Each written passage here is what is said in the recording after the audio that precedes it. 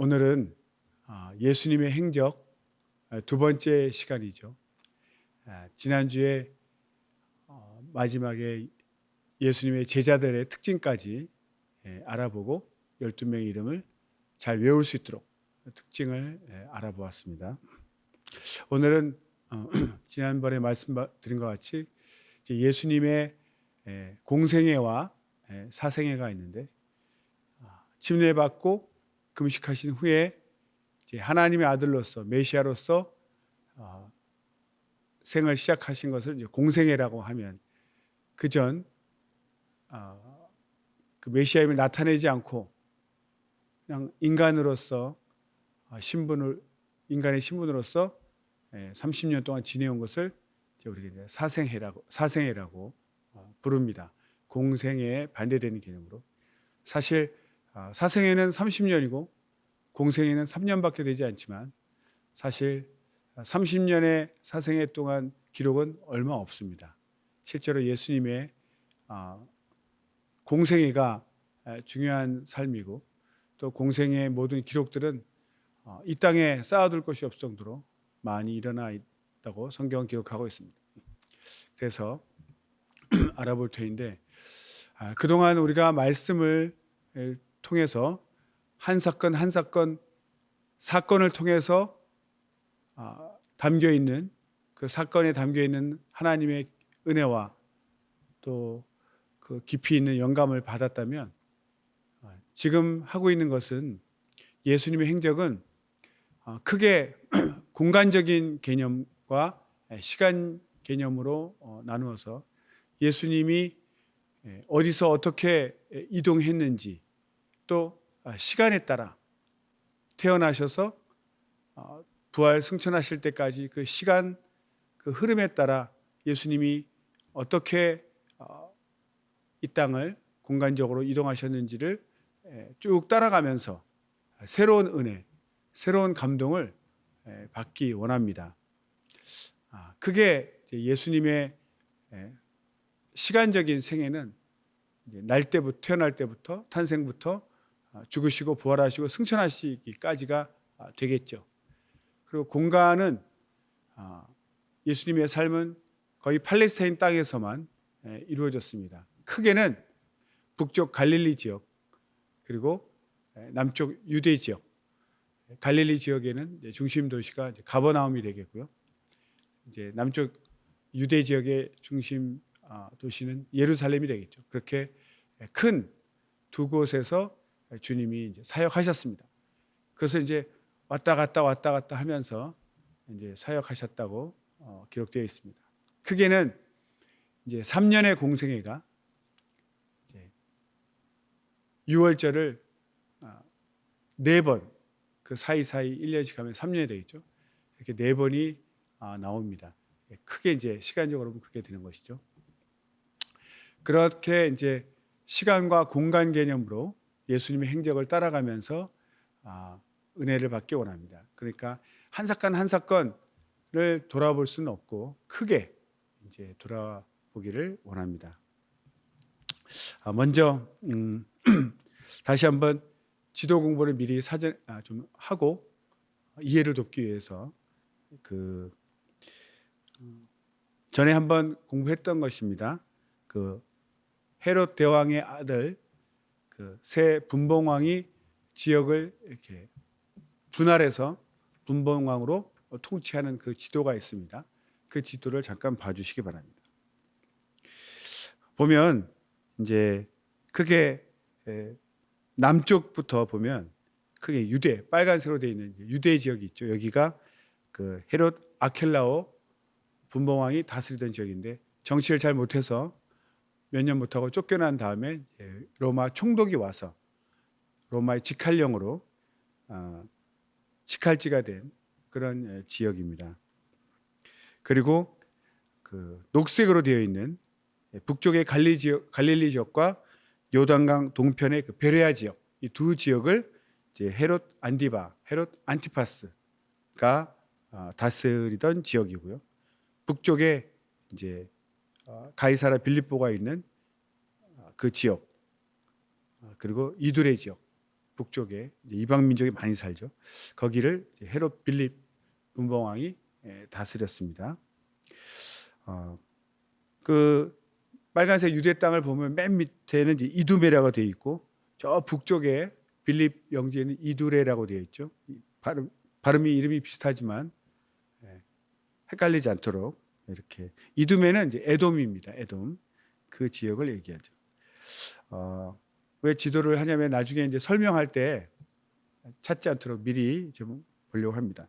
유대 지역의 이제 중심 도시가 예루살렘이 있죠. 예루살렘 아래에 이제 베들레헴이 있습니다. 베들레헴 호적하러 올라갔던 그 요셉이 호적하러 올라가고 거기서 예수님이 태어나셨죠. 그 베들레헴이 있고 예루살렘 바로 동쪽 옆에 이제 베단이라는 지역이 있습니다. 그 문둥병 환자들 사는 그 베단이죠. 그리고 그 위에 여리고가 있고 가운데 이제 위에 갈릴리 호수에서 사해, 염해까지 요단강이 있는데 그 요단강 동편을 베레아 지역이라고 했는데 그 사해 북쪽 요단강으로 보면 하류 지역이죠. 거기에 보면 녹색 베레아 지역에 요단강 동편, 건너편이라 되어 있는데 이제 오른쪽 동편이죠. 거기에도 베다니가 있습니다. 이 베다니가 바로 침례 요한이 침례를 주던 곳이고 예수님이 이곳에서 침례를 받으시고 첫 5 제자들을 만난 곳이 바로 요단강 건너편의 베단입니다. 이름이 똑같은 이름이 두 지역이 있기 때문에 예루살렘 옆에 베다니가 아니라 요단강 동편 베다니가 있습니다. 그리고 이제 갈릴리 지역으로 이제 올라가면 굉장히 많은 도시가 있죠. 거기에 이제 가버나움이 있고 중심 도시입니다. 그 서쪽 남서쪽에 이제 가나가 있고 그 가나에서 포도주 이적을 베푸신 곳이죠. 그리고 밑에 조금 남쪽에 이제 나사렛 바로 이제 요셉이 마리아와 함께 살던 곳이고 또 예수님이 태어나셔서 올라가서 쭉 자라신 곳이 이제 나사렛이 되겠습니다. 태어나시기는 베들레헴에서 태어나셨지만 예수님이 어렸을 때 자란 곳은 나사렛이죠. 그래서 나사렛 예수라고 우리가 이제 부릅니다. 그리고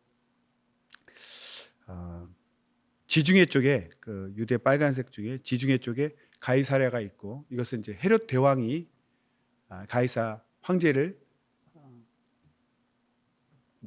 높이기 위해서 이름을 따서 지은 것이 이제 가이사랴이고 빌립 영지 중에 갈릴리 호수 북쪽에 또 가이사랴 빌립보라고 있죠.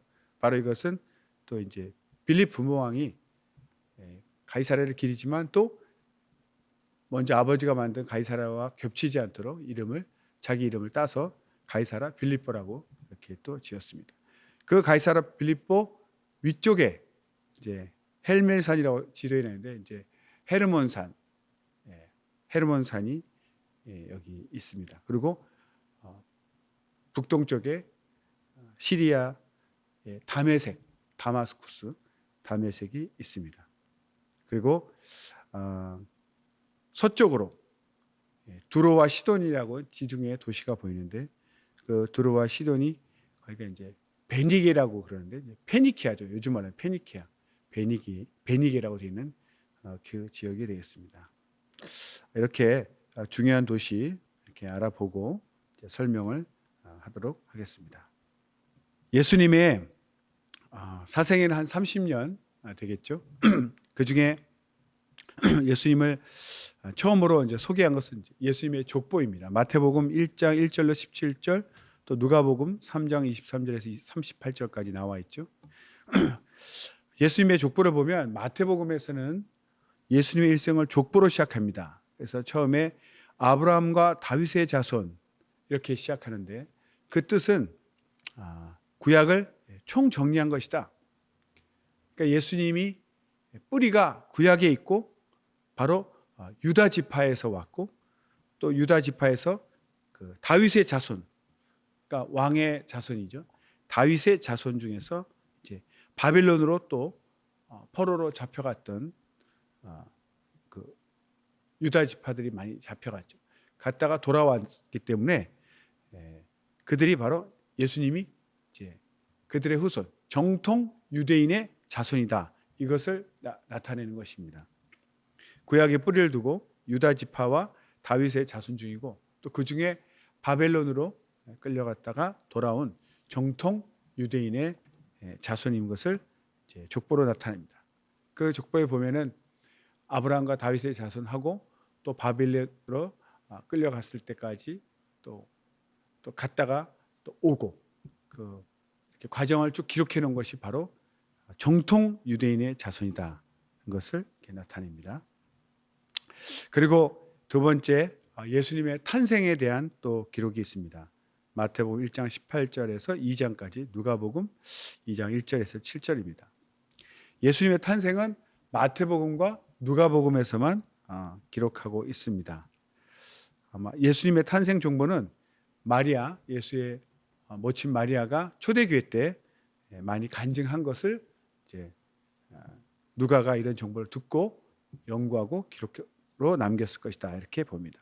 그래서 예수님이 탄생할 때 나오는 성경에 헤롯이가 나오는 것은 바로 대헤롯이죠. 지난번에 설명한 것처럼 마카비 가문이 다시 이제 독립해서 유대 왕조를 다시 이었습니다. 그때 하스모니안 왕조로 하죠. 마카비 가문이 이런 왕조 이름이 하스모니안 왕조인데 4대째는 굉장히 강성해져서 그 유대 아래 그 이두메라고 되어 있죠. 바로 거기가 에돔 지역인데 그 에돔 땅까지 차지를 했습니다. 그러니까 에돔 족속은 유대 족속은 아니죠. 그런데 그 지역까지 차지했는데 그 에돔의 왕을 이제 정복한 뒤에 왕을 폐위하고 총독으로 앉혀서 그 에돔 땅을 계속 다스리게 했죠. 그래서 그 에돔 왕 헤롯 안티파스가 바로 대헤롯의 할아버지입니다. 헤롯 안티파스 할아버지고 그 아버지가 헤롯 안티파터라고 제가 설명드렸습니다. 그리고 그 손주가 이제 대헤롯인데 아주 그 외교수에 능해서 로마로 가서 로마에서 왕이 되기 전에, 땅도 차지하기 전에 이미 왕 시켜주면 이제 돈을 많이 들겠다 해서 왕 자리를 먼저 받고 나중에 실제로 유대인의 왕이 됩니다. 그러니까 항상 자기가 유대인 출신이 아니고 에돔 출신이기 때문에 항상 그 마음에 결격 사유가 있죠. 마음이 부담스러워하는데 갑자기 동방 메소포타미아라고 생각하는데 거기서 점성술자들이 와서 유대인의 왕이 탄생해서 탄생별을 보러 왔다 하니까 자기가 왕인데 어렵게 왕이 되었는데 유대인의 왕이 태어난다고 하니 얼마나 자리를 빼앗길까 봐 두렵겠습니까? 그래서 아이가 그 왕이 태어나면 어디 있는지 자기에게 알려달라. 자기도 경배하겠다. 하지만 사실 거짓말이고 천사의 도움으로 박사들이 실제로 그 예수 그리스도를 만나고 아기 예수를 만나고 천사의 지시를 따라서 다른 길로 고국으로 돌아가죠. 그래서 속았다는 것을 알고 그 시점을 즈음해서 2살 아래 아이들을 다 학살하는 그런 만행을 저지르게 됩니다. 그리고 난 후에 이제 대헤롯이 죽고 그 자녀들이 아들들이 이제 분봉왕으로 다스릴 때 유대 땅은 헤롯 아켈라오죠. 아켈라오가 다스린 거 알고 하지만 이제 두려워서 그 베들레헴으로 가지 아니하고 바로 나사렛으로 갑니다. 그래서 나사렛에서 살게 되는데 처음 이제 그 행로를 보면 갈릴리 나사렛에서 처음에 요셉과 마리아가 살다가 그리고 호적하러 베들레헴으로 다윗의 고향이 베들레헴이니까 다윗의 자손이기 때문에 베들레헴으로 내려와서 베들레헴에서 예수님이 이제 탄생하시죠. 그리고 애굽으로 피신했다가 다시 요셉과 마리아가 살던 그 나사렛 갈릴리 나사렛 지역으로 올라가서 거기서 살게 됩니다. 이것이 바로 이제 예수님의 탄생과 나사렛으로 돌아가는 과정이 기록되어 있습니다. 그리고 마지막으로 또 짧은 소년 예수님이 12살 시절에 대한 기록이 잠깐 누가복음에만 나옵니다. 예수님의 식구들이 애굽에서 올라와서 갈릴리 나사렛에서 살았는데 남쪽 그 예루살렘에 명절을 지키러 유월절 지키러 내려갔었죠. 그 팔레스타인 땅이 아시아와 아프리카와 유럽의 그 길목이기 때문에 항상 강대국들이 세력을 키우면 그 팔레스타인 땅을 요충지죠. 지정학적으로 거기를 많이 차지했는데 그 당시에는 이제 로마 제국이 그 팔레스타인 땅을 차지하고 있었습니다. 그 와중에도 유대인의 명절을 계속 지키고 있었는데 예수님이 12살 때 그 나사렛에서 예루살렘으로 친척들, 부모들과 함께 올라가는 것을 기록하고 있습니다. 1년에 한 번씩 그 유월절 절기가 있죠. 그때 올라갔는데 그 당시 예수님이 한 12살이니까 기록해 보면 요한복음 2장 18절에 보면 예수님이 30세 때 공생에 살 때 그 성전을 헐라할 때 성전이 46년 되었거늘 이런 말이 나오죠. 그러니까 30세 때 성전 지은 지가 46년. 그러니까 예수님이 만약 12살이면 18살 18년 전이니까 46년에서 18년을 빼면 한 성전 공사한 지가 28년쯤 정도 되었다. 굉장히 오랫동안 이제 짓는 거죠. 잘 짓기 위해서 그런 것 같습니다. 이렇게 예수님의 공생의 이전 사생의 시절은 이제 족보에 대해서 설명이 나와 있고 탄생에 대해서 나와 있고 소년 예수에 대해서 기록이 되어 있습니다. 이제 예수님의 이제 공생애를 좀 알아보겠습니다. 이제 예수님의 공생애는 3년이지만 정말 많은 내용들이 있습니다. 유월절은 4번 지나게 됩니다. 첫 유월절 이전에 예루살렘 유월절 올라가기 이전에도 많은 일들이 있었죠. 또 4번째 유월절 지난 후에 부활 승천하신 것처럼 딱 유월절에서 유월절이 아니고 그 전에도 일이 있었습니다. 그것을 간단하게 정리를 하겠습니다. 그래서 예수님이 공생애를 시작하시는 것이 바로 조금 전에 말씀드린 것 같이 요단강에서 침례 요한이 침례해 줄 때 그 침례를 받고 그리고 서편에 있는 광야에 가서 금식 기도를 40일 하십니다. 마귀의 유혹을 이긴 후에 그때부터 비로소 이제 공생애를 시작하시는 거죠.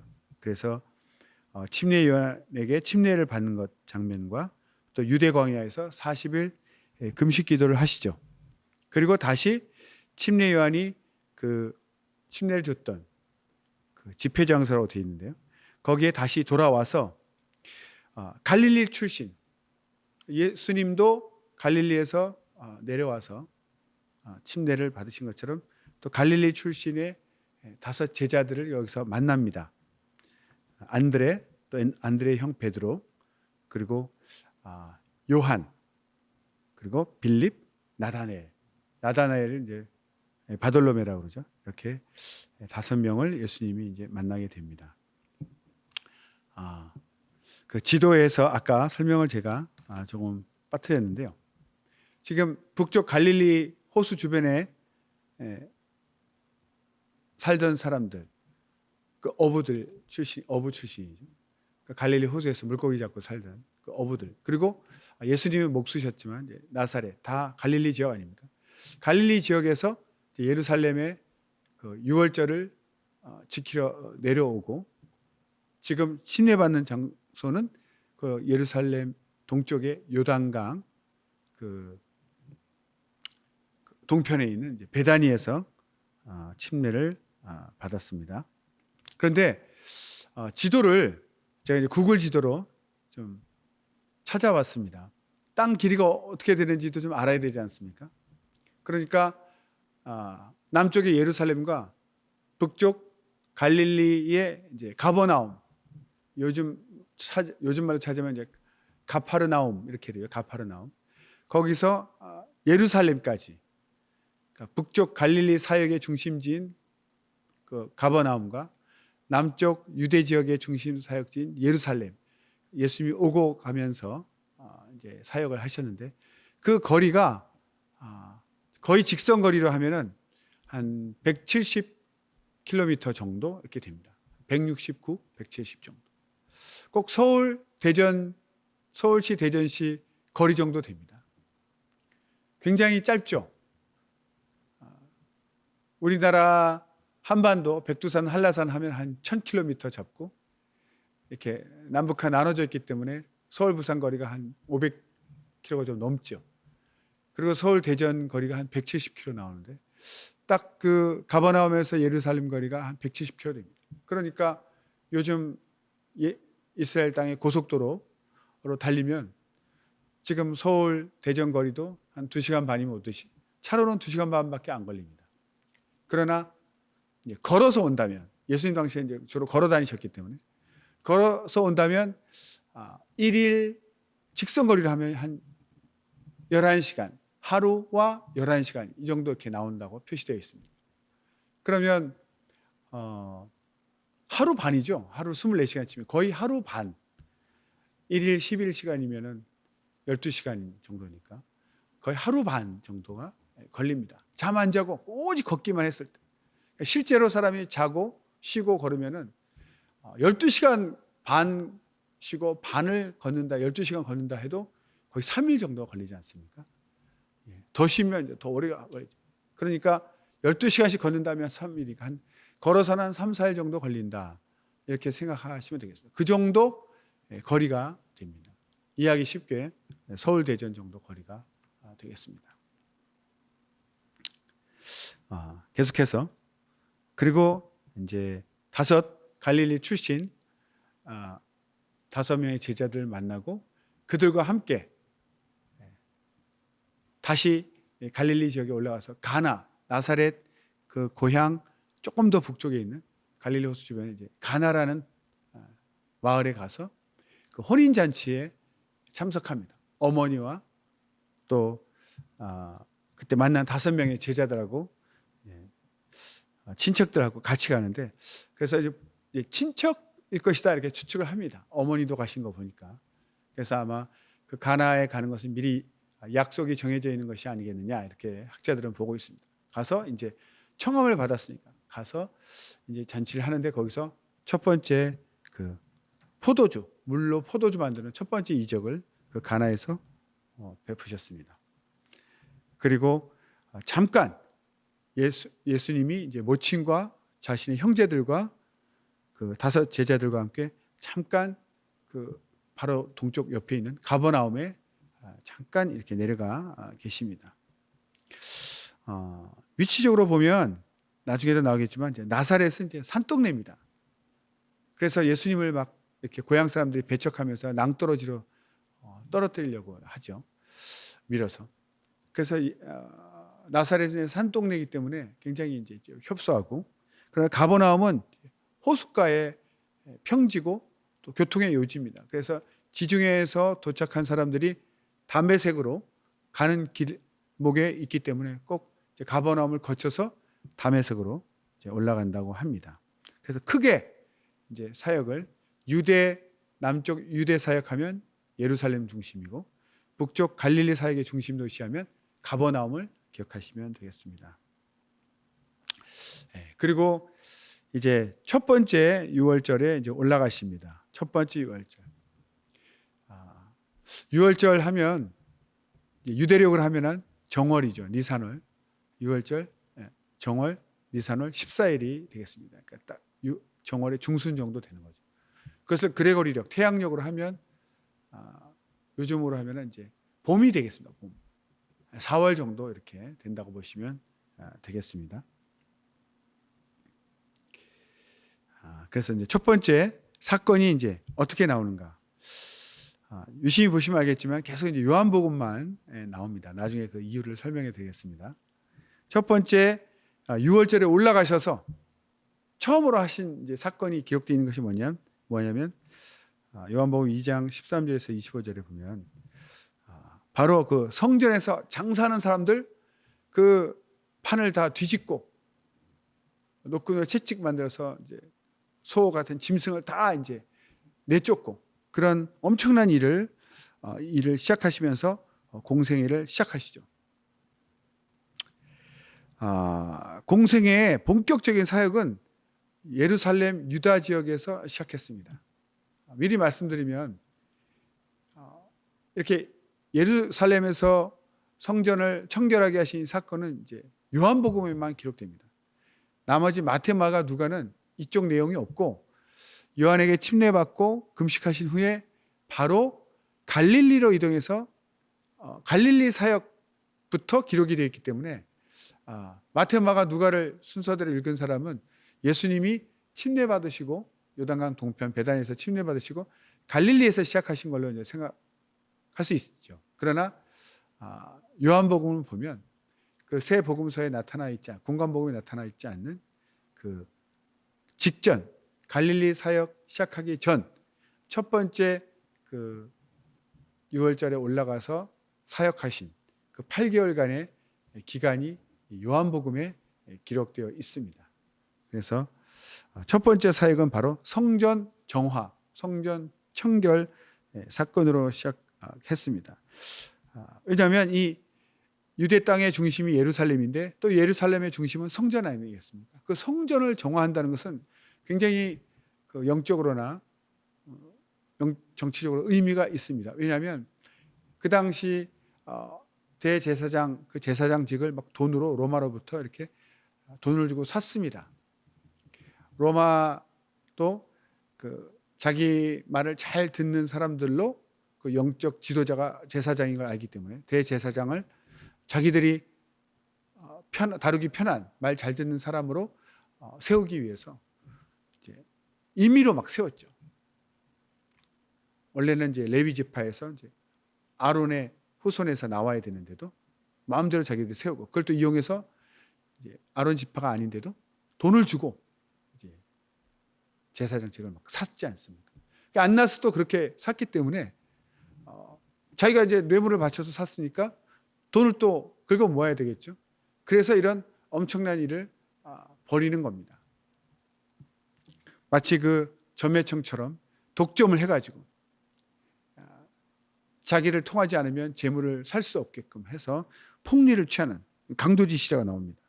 이렇게 그 일을 했기 때문에 그것을 바로 공생이 시작하시면서 다 뒤엎으신 거죠. 그러니까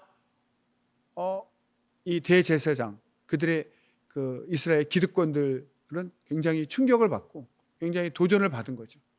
처음부터 그렇게 도전장을 내밀고 시작하셨습니다. 예수님이 공적으로 자기 신분을 드러내시는 그런 사건이 되겠습니다. 두 번째, 그 다음 이제 예루살렘에서 많은 이적을 동반한 사역들이 이제 있었습니다.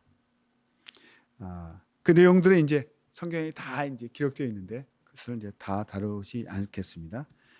첫 번째 성전을 청결하게 하신 후에 정화하신 후에 예루살렘에서 많은 이적을 행하시고 8개월 정도 예루살렘에 머물러 계셨다고 나와 있습니다. 나중에 어떻게 해서 8개월인지 더 설명이 나올 것입니다. 그리고 그 당시에 니고데모가 방문하는 사건이 또 요한복음에 이어져서 나옵니다. 그 당시에 이제 대제사장들 그들은 많이 타락했다는 것, 사두개인들 또 대제사장들 사두개인들이 많은데 그들은 이제 돈이 많고 돈으로 이제 타락했기 때문에 영적 지도자지만 백성들이 그렇게 존경하지 않았습니다. 그러나 이제 바리새인들은 나름 말씀대로 살려고 굉장히 노력했기 때문에 이제 스스로 의는 높았지만 백성들은 굉장히 존경했다고 우리가 배웠습니다. 그래서 산헤드린 공의의 의원 굉장히 신분이 높죠. 그리고 영적으로도 깨끗하고 덕망이 있었던 바리새인이었던 니고데모가 예수님을 찾아옵니다. 그리고 예수님에 대해서 예수님이 하신 일을 많은 이적들을 보니까 이것은 하나님께로부터 오시지 않으면 행할 수 없는 일들이다. 그래서 니고데모는 예수님을 하나님께로서 오신 선생님이라고 부릅니다. 인정을 한 거죠. 그리고 본인이 이제 관심 있던 하나님의 나라에 대해서 예수님께 질문하러 옵니다. 그때 예수님이 여러 가지 이제 교리적인 내용이 있지만 제일 중요한 거듭남과 영생에 대해서 설명합니다. 그런데 영적인 것을 모르는 이제 니고데모는 유명한 얘기하죠. 아니 어떻게 사람이 또 모태에 들어가서 태어날 수 있습니까? 이렇게 영적으로 거듭난다는 내용을 이해를 못하는 거죠. 육체로 2번 태어난다고 잘못 오해를 한 것입니다. 그래서 예수님이 설명해 주죠. 한 번은 육체로, 한 번은 성령으로 영혼이 다시 태어난 것에 대해서 설명을 해줍니다. 그리고 이제 예루살렘을 떠나셔서 갈릴리 사역을 위해서 북쪽으로 이동을 하십니다. 그때 그냥 가시지 않고 사마리아를 이제 거쳐갑니다. 그래서 1-5번 사마리아 여인을 만나게 됩니다. 사마리아가 어떤 지역입니까? 솔로몬 이후에 북이스라엘 왕국, 사마리아 왕국이라도 합니다. 와 10지파, 남쪽 유다와 베냐민 2지파로 이루어진 예루살렘 성전을 중심으로 한 유다 왕국과 남쪽 유다 왕국, 남유다, 북이스라엘 이렇게 부르죠. 두 이렇게 나라로 나눠져 있는데 먼저 그 북이스라엘이 아시리아에게 멸망당하지 않습니까? 그래서 북이스라엘 왕국이 기원전 922년에서 722년 한 200년 정도 지속이 되는데 그 아시리아에게 멸망당한 것이 이제 기원전 722년경입니다. 그때 아시리아는 그 유대인들을 말살하기 위해서 통혼 정책이라고 하죠. 통혼. 여러 민족과 함께 강제로 결혼을 시켜서 그 유대인의 어떤 정체성을 없애려고 하는 거죠. 그래서 이스라엘 왕국 출신의 유대인들이 피가 많이 섞여서 굉장히 민족적으로는 유대인의 피를 많이 잃었습니다. 그래서 거의 남쪽 유대인들은 사마리아 사람을 옛날에는 자기 민족이었지만 거의 이방인처럼 취급을 했어요. 이방인처럼. 이방인을 취급할 때 쓰는 표현이 바로 이제 개로 여긴다. 요즘 우리나라는 개를 반려견해서 굉장히 사랑스럽고 좋아하지만 이스라엘 나라에서는 개를 굉장히 탐욕스럽고 더럽고 이렇게 그런 의미로서 이제 개를 사용합니다. 개를 표현하죠.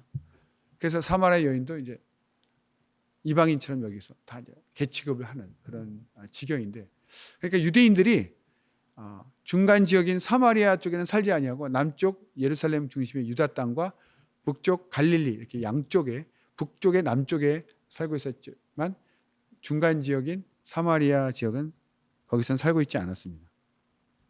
그래서 그 여인에게 신령과 진정의 예배를 설명하신 내용이 거기서 나옵니다. 그것은 예수님이 비록 유대인으로 오셨지만 그 사도행전 1장 8절 오직 성령이 너에게 임하시면 너희가 권능을 받고 예루살렘과 유대와 사마리아 땅끝까지 이르러 내 증인이 될 것이다 이렇게 말씀하셨죠. 그러니까 복음은 유대인만을 위한 것이 아니라 전 모든 민족에게 퍼지고 모든 민족을 구원해야 된다는 것을 말하고 있기 때문에 예수님께서 유대인이면서도 이방인 취급을 받는 사마리아 여인에게도 복음을 전하신 것입니다. 그런 의미가 있습니다. 어떻게 해서 그 예루살렘에서 8개월 정도 머물렀다고 우리가 알 수 있냐면 바로 그 사마리아 여인과 예수님이 대화하는 장면에서 그런 말이 나옵니다. 요한복음 4장 35절에 보면 너희가 넉 달이 지나야 추수할 때가 이르겠다 하지 아니하느냐? 내가 너에게 이르노니 눈을 들어 밭을 보라 희어져 추수하게 되었도다. 넉 달이 지나야 추수할 때가 이르겠다 하지 않느냐? 이 말 여기서 추측을 하는 겁니다. 이스라엘은 그 정월이 니산월인데 그것이 유대력으로는 정월 1월이지만 태양력으로 하면은 그레고리로 하면은 4월 봄에 해당한다고 그랬죠. 그때 바로 유대인들은 이제 추수를 시작합니다. 그러니까 정월이지만 봄이죠.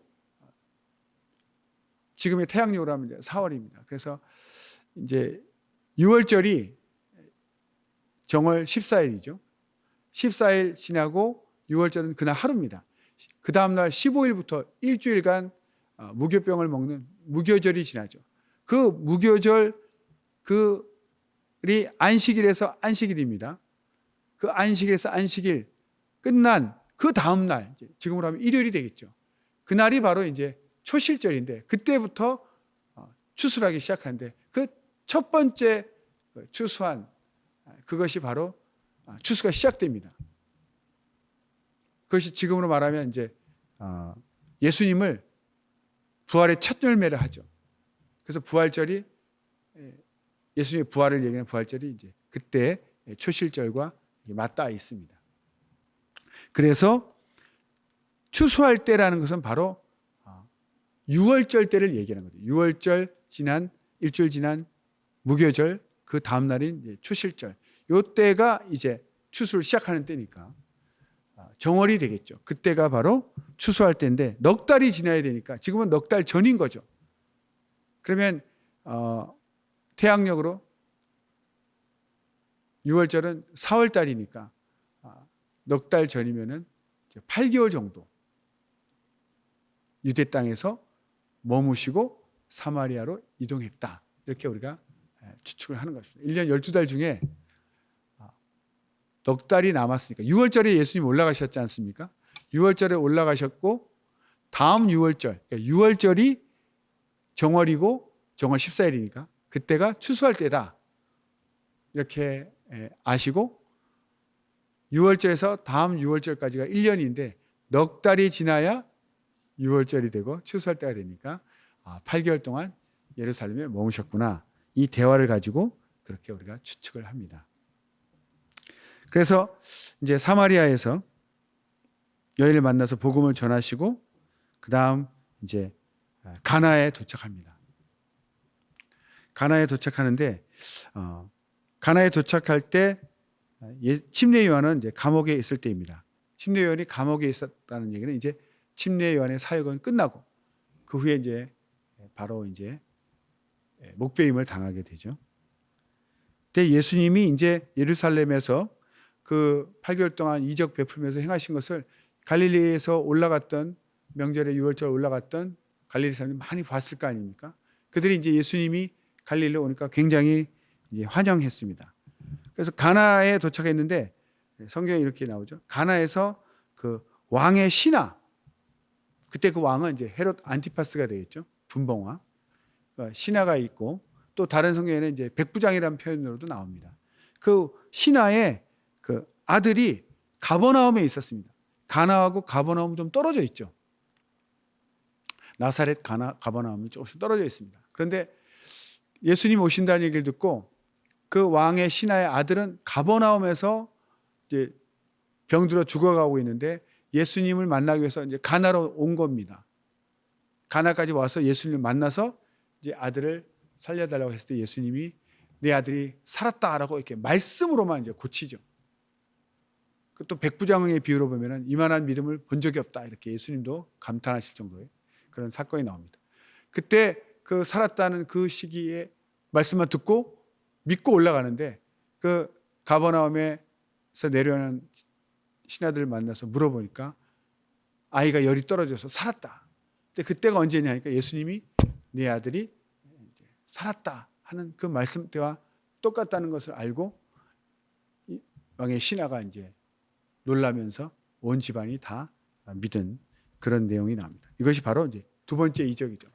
가나에서 첫 번째 이적은 물로 포도주 만드신 것이고 혼인잔치에서 두 번째는 왕의 신하의 아들을 살았다라고 살려주셨는데 그 말씀하신 곳은 가나고 아들은 이제 가버나움에 떨어져 있는데도 이렇게 거리적으로 떨어져 있는데도 예수님이 말씀만 하시니까 떨어져 있는 아들도 깨끗이 낫는 그런 놀라운 이적을 주님이 이제 보내셨습니다. 그리고 오늘 마지막 그리고 이제 가나에서 그렇게 이적을 베푸시고 고향인 나사렛에 이제 도착했습니다. 그런데 1-7번을 보면 예수님을 배척한 나사렛 고향 사람들로 인해서 나사렛에서 가족들이 가버나움으로 이사한 내용이 나옵니다. 평소에 이제 자기 차례를 따라서 이제 구약 성경을 이제 읽지 않습니까? 예수님도 이제 하던 대로 자기 차례가 되어서 회당에 가서 이사야서 61장 1절에서 2절, 누가복음에서는 이제 4장 18절 19절이죠. 그 내용을 읽고 본인이 바로 너희 귀에 이 말이 응하였다. 그때 사람들이 예수님을 메시아로 받아들인 것이 아니라 너무나 모르는 사람이면 또 모를까 이렇게 동네에서 쭉 이렇게 자라서 목수의 아들 아니냐, 그 여동생 누이와 남동생들 다 우리가 알고 있는데 아니 갑자기 왜 자기가 메시아라고 하는가. 거기서 이제 원래 고향에서 선지자가 대접을 받지 못한다고 했는 그 말이 응하는 것처럼 예수님의 배척하고 오히려 막 낭떠러지까지 끌고 와서 밀어서 떨어뜨리려고 했습니다. 예수님이 거기서 이제 빠져나오시죠. 그래서 중요한 것은 예수님이 누구신가가, 예수님의 그 신분을 어떻게 아는가가 중요합니다. 우리가 교회 다니고 헌금하고 봉사하고 뭐 전도하고 많은 일들을 하지만 그것보다 가장 먼저 중요한 것은 예수님이 하나님의 아들이신 메시아냐, 그리스도냐, 아니면 그냥 인간 예수냐. 인간 예수로 믿는다면 우리에게 구원은 없습니다. 먼저 예수님이 우리의 구세주라는 것을, 하나님의 아들인 것을 믿고 거듭난 후에 그 받은 은혜로 모든 것이 시작되는 것이 정상적인 순서입니다. 그래서 다른 사람들은 예수님을 메시아로 또 믿고 갈릴리 사람 중에 거의 다 이렇게 환영을 했지만 정작 고향 사람들은 자기가 알고 있는 그 경험, 지식 때문에 아니 저 예수 내가 잘 아는데 자기가 왜 갑자기 메시아라고 하는가, 믿지 않고 받아들이지 않고 배척했다고 나옵니다. 그래서 이렇게 말씀을 의지해서 말씀 내용으로 사람을 판단하는 것이 아니라 자기가 아는 육체적인 지혜와 지식으로 예수님을 보는 사람은 예수님을 제대로 구세주로 맞이할 수가 없습니다. 성령으로, 말씀으로 예수님을 메시아로 분별을 해야 되는 거죠. 그래서 온 가족이 그 사건 이후로 가버나움으로 이동하게 됩니다. 그것도 성경에 다 예언되어 있는 것이죠.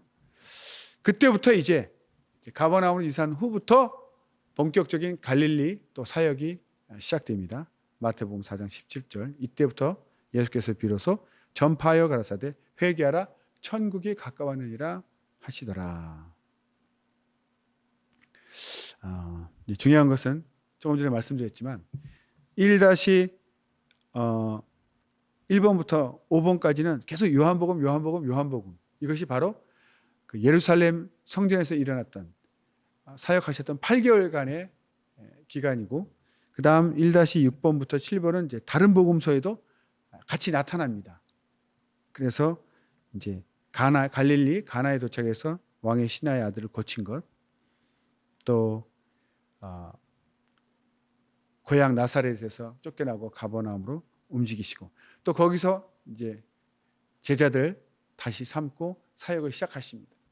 그 내용은 다음 시간에 계속 이어서 하도록 하겠습니다. 그래서 처음 사역의 공생의 시작은 갈릴리가 아니고 예루살렘이었다. 그것은 요한복음에만 나오고 마태, 마가, 누가에는 나오지 않습니다. 마태, 마가, 누가는 갈릴리 사역부터 시작하고 요한복음에만 침례받은 후에 그 예루살렘 성전 기록이 나와 있어서 우리가 공생의 시작은 예루살렘 사역부터다, 이렇게 우리가 알겠습니다. 이렇게 예수님이 시간을 따라 또 공간 이동을 따라서 이렇게 공부를 해보면 새로운 또 은혜를 받을 수 있습니다. 두 번째 지도는 제가 미처 설명을 못 드렸는데, 이 지도를 제가 드린 이유는 갈릴리에서